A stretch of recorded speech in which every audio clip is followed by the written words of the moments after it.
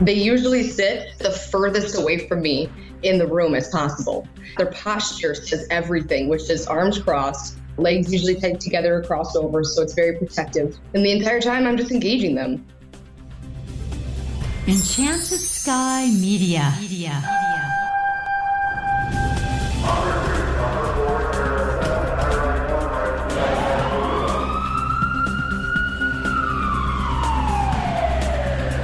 From the Enchanted Sky Studios in Prescott, Arizona, this is Code 3, the Firefighters podcast, hosted by award-winning journalist Scott Orr. Code 3 features interviews with leading members of the fire service, discussing firefighting strategies, tactics, and other topics you need to know more about. Now, here's Scott. That's right, and I will not let Parkinson's stop me. Thank you for joining me again here on Code 3. This is the show for and about firefighters. We're informing and entertaining members of the fire service from coast to coast. By now, you've heard over and over about the value of professional counseling for first responders. But I know you're probably still skeptical. Maybe you think it's too touchy-feely. Maybe you're worried that word will get out that you're seeing a shrink. Or it could be that you just don't think a therapist will understand what you do for a living. That's why today we're going to talk about exactly what happens when you walk into a counselor's office. Here to discuss that with me is Courtney Stewart. Courtney is a licensed professional counselor in Wisconsin and Illinois, as well as a law enforcement wife and mother. Courtney works in corrections as a therapist and volunteers as a mental health consultant for law enforcement peer support teams. And Courtney Stewart joins me now. Welcome to Code 3. Thanks for having me. You've said that counselors don't get firefighters. What do you mean by that? Firefighters and first responders feel like counselors just won't get it because we are almost cut from a different cloth. And I feel that that's not always the case. Why do they feel that way versus what turns out to be the truth?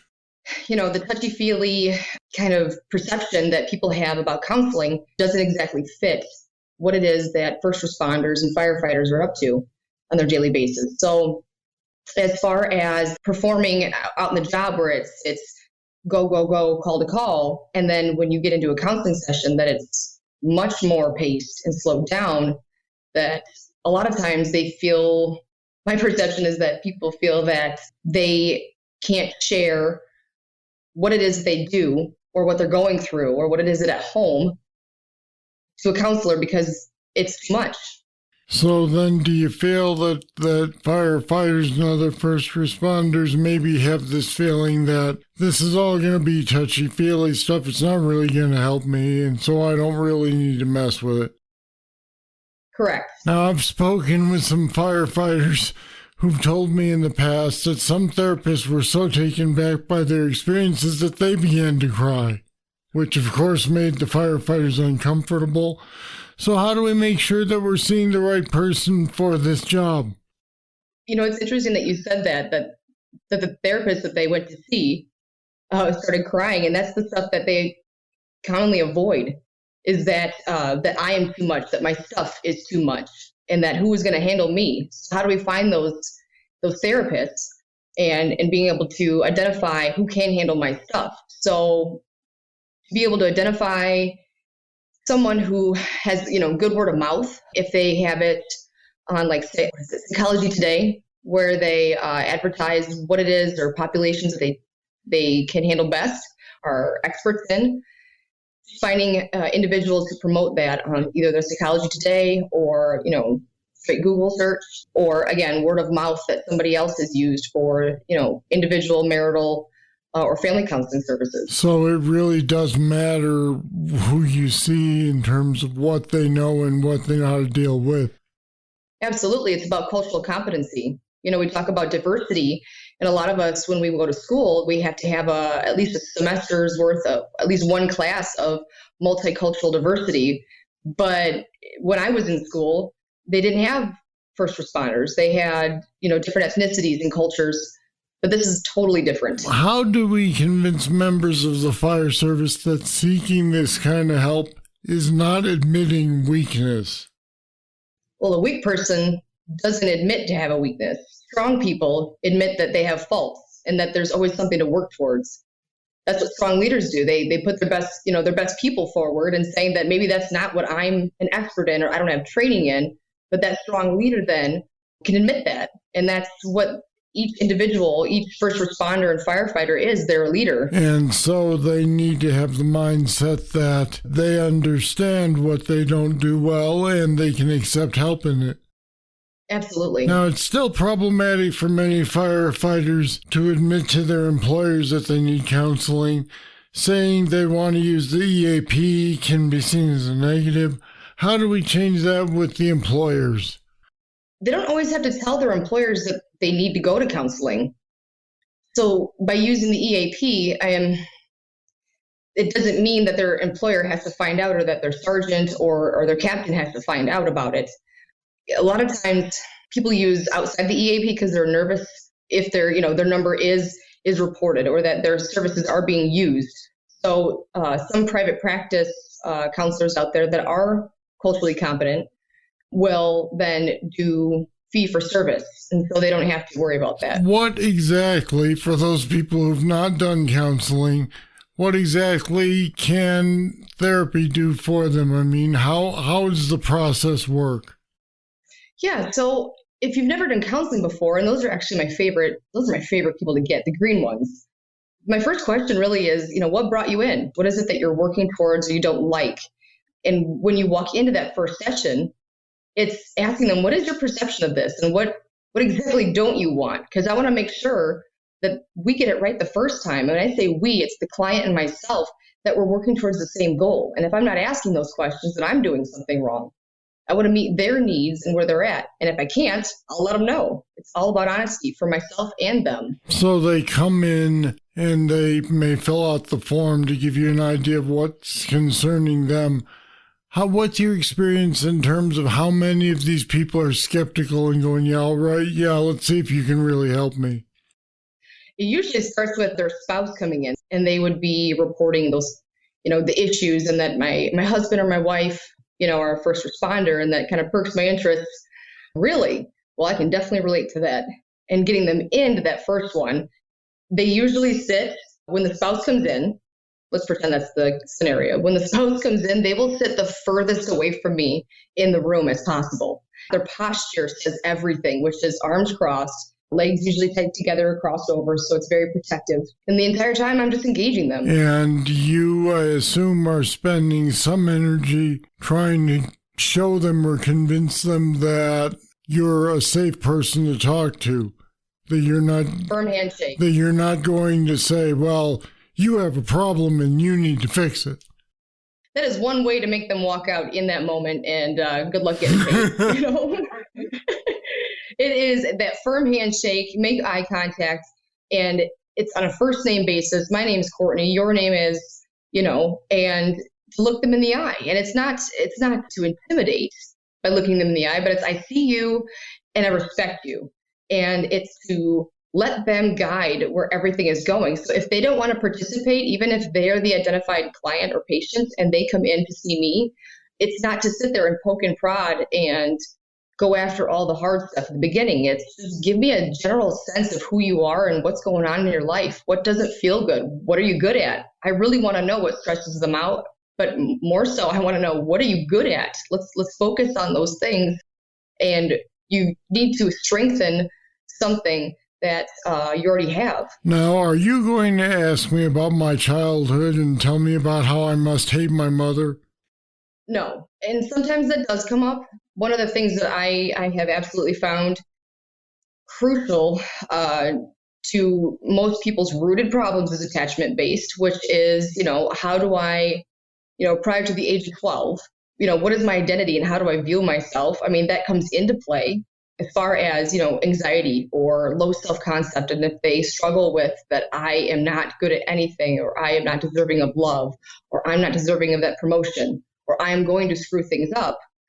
on the job, it definitely can go back to some of those attachment-based things they got from childhood and caregivers. What's the most common problem that a firefighter might come to you and describe? Money, marriage, children. So it's not PTSD, it's not stress about rescuing people or not being able to save them, it's about their life outside of work?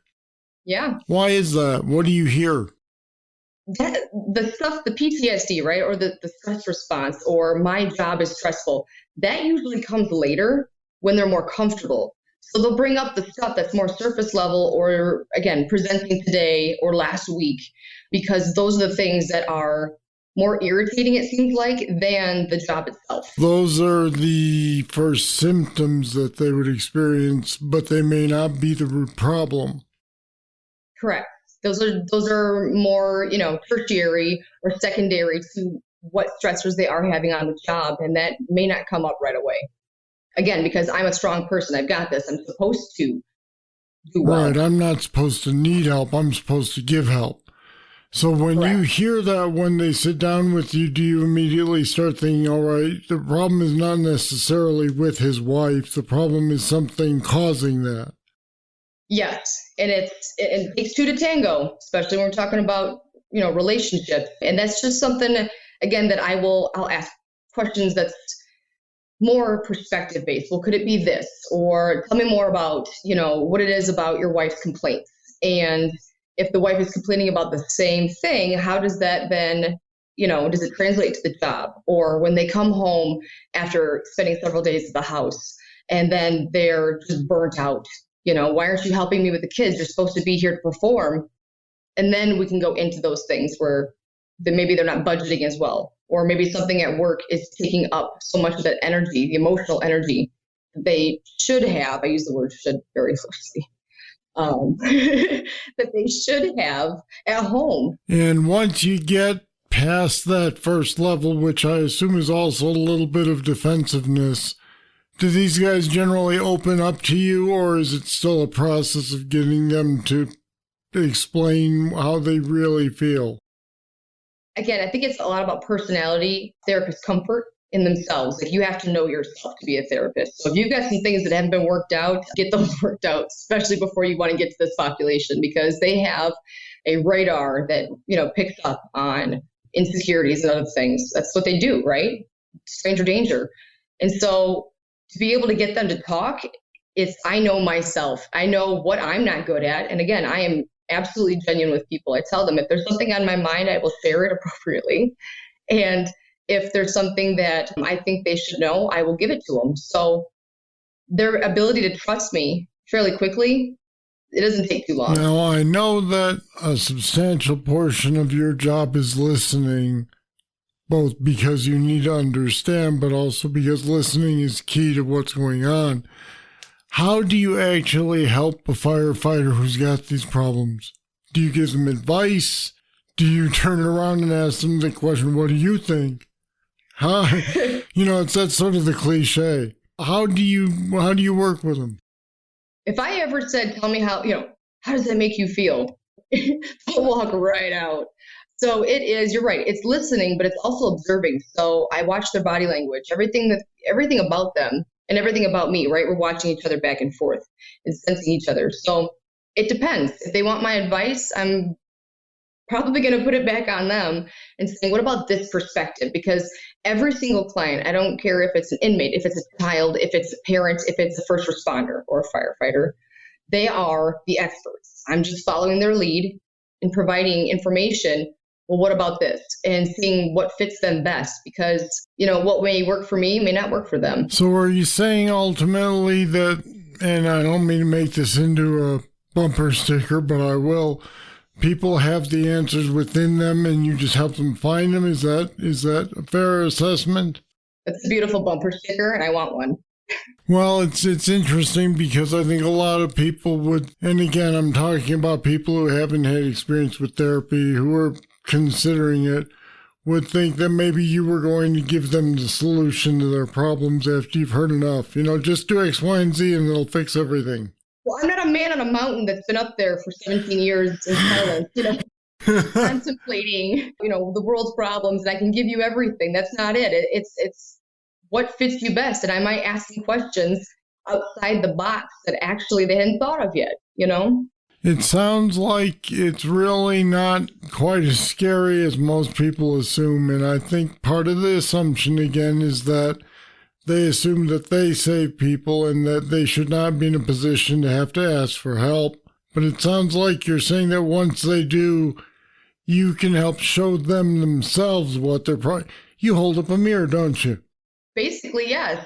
And I think that's what they need to understand, is that we're not talking about somebody who has all the answers for them. We're talking about helping them find their own answers. Yes. And again, they get to choose from what fits them best. Some of the best advice I've ever given is that we all benefit from suffering. And especially if they've had one of those, the kids that are in the house and they find the bodies and the way they're found. Or the fact that maybe they lost somebody on the job, a buddy of theirs, because of suicide or job-related line of duty death. And it's that crushing feeling that they have, that they want somebody just to take it away. And it's like, but you're the only one that is able to do that. And by asking the question is, how do you benefit from this, can make a lot of people angry. But when they're ready to have that talk, that existential talk about, okay, so what did I get from all this? That is where a lot of times healing comes from, and with this population, military, police, EMTs, dispatchers, especially the dispatchers who don't have, a lot of the answered questions, like those who are out there in the trenches, being able to talk about those things and that there was something meaningful out of it. All right, we'll leave it there. Courtney, Stewart, thanks for talking with me today. Thank you very much, Scott. And we put some more information about why you might want to seek counseling on our website at code3podcast.com/therapy. Check it out. Today we talked about what a therapist can do for you as a firefighter and what happens when you visit one. Have you seen a professional counselor? If so, what was your experience? If not, what's holding you back? Let me know anonymously if you'd like. Email me, scott@code3podcast.com. I'll read some comments on a future show, and like I said, I'll leave your name out if you like. All right, that's it. That's all for this edition of Code 3. Thank you for listening. I'll be back next time with more, and I hope you'll join me then. I'm Scott Orr, and until then, stay safe. Code 3 is a production of Enchanted Sky Media. To contact us, get more information on today's topic, or subscribe to the podcast, go to code3podcast.com.